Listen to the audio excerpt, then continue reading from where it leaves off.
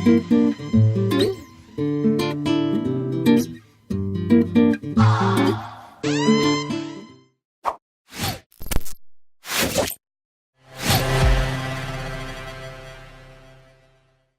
guys, and welcome. Today I have on one of my favorite doctors, Dr. Isaac Balbin from Parsl. We spoke last time, and in case you missed that interview, Isaac, can you do me a favor, just give a brief breakdown of what exactly Parsl is? Yeah, so thanks, Matt. Always a pleasure to be on. Parsl is a supply chain technology platform that is specifically built for the cannabis industry. And I understand that you guys are doing something a little bit different. You have an airdrop of sorts coming up, but you've kind of appropriately coined it the reward drop. What exactly is a reward drop, and what's the difference between an airdrop and a reward drop?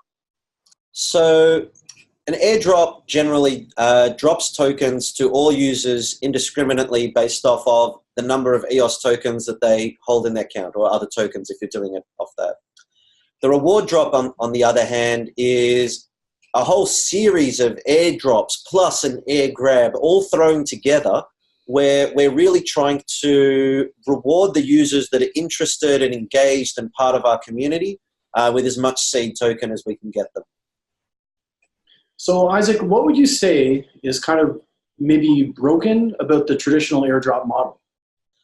So I think with a number of airdrops, one of the problems is that there's so many of them that people don't pay enough attention. They don't take the time to go and research the project, find out what it's all about, and projects then suffer from a lack of community engagement, and people don't value those tokens the way that they really should. So I think we've tried to do something to circumvent that and really reward our community appropriately. So let's talk about the token that you're actually going to be dropping. It's otherwise known as the seed token. What exactly is its model, and what would incentivize somebody to buy and hold seed? Yeah, so Parsl, as I said, it's a supply chain technology platform, and all of the clients and users of that platform need to pay subscription fees to have access to it, and they pay those subscription fees in seed token. There are 2 billion seed tokens, and it's got an annual inflation of 5%. And people really want to buy and hold seed because they get rewarded, both as part of the reward drop, but then also ongoing so that they can share in the success of the Parsl ecosystem. Awesome. When exactly is the snapshot date, and when are you actually doing the drop? So the initial snapshot's happening on the 24th of October, and the first airdrop will be commencing on the 29th of October.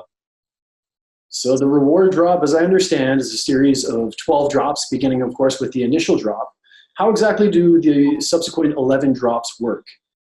So the subsequent 11 drops, they work differently because they work based off of snapshots of the seed token holders. So the way that we do that is we actually have 4 unannounced snapshots taken each month, 1 a week. We won't tell people when they're happening. And that will then give each and every wallet an average level of holding that we use to do a calculation based off of how much seed we consider that they have during that month. Based off of that, we then reward those users. Each of those 11 airdrops has got an allocation of 70 million seed. 50 million of those seed tokens are divided between all of the seed token holders based off of how much seed they've got. And we've got a few bonuses in there as well.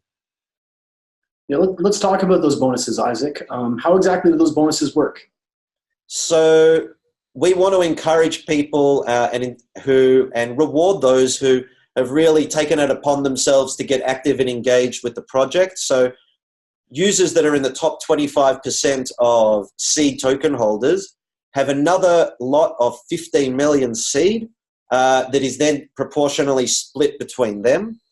And on top of that, users that are in the top 5% of seed token holders have an additional 5 million tokens that we split proportionally between them.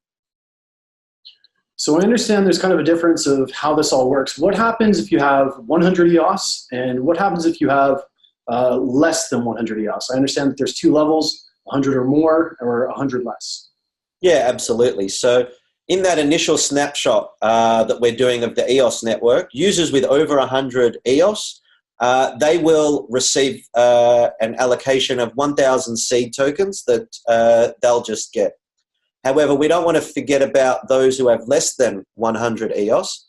So anyone with less than 100 EOS token, or basically anyone that didn't get airdropped in that first go, is able to register for the Parsl seed grab. The Parsl seed grab is like an air grab, but what we do is we've got 10 million seed tokens sitting there allocated for it, and we're allowing all users up to the 1st of January to be able to register for that seed grab. Now, up to 20,000 users are going to be able to qualify for it, and then on the 1st of January, we'll cut that off, and we'll then reward those users that have registered for that air grab by dividing up the 10 million tokens between them. I understand you guys are doing something a little bit different with exchanges. Do you want to talk about that and maybe discuss kind of some of your reasoning for that? Yeah, sure. So because of the nature of our model, we're going to be taking unannounced weekly snapshots, and there are difficulties in doing that with the way that centralized exchanges operate. So ideally, we're going to be working with decentralized exchanges, and we really want people to be trading wallet to wallet. So to really increase the size of that pool as widely as possible, and give our users as much control as on their token holdings as they can possibly have. I really like the model. I think it's really cool. It's an interesting way to incentivize people to take an interest in the project, hold your seed tokens, possibly even buy some on exchanges. And I think that it's kind of cool. And I think that it's a really well thought out model that has the potential to maybe change the way a lot of projects are doing business. Where can people come and find out more? Yeah, so, I'd always encourage people to come and join us in the chat in our Telegram channel.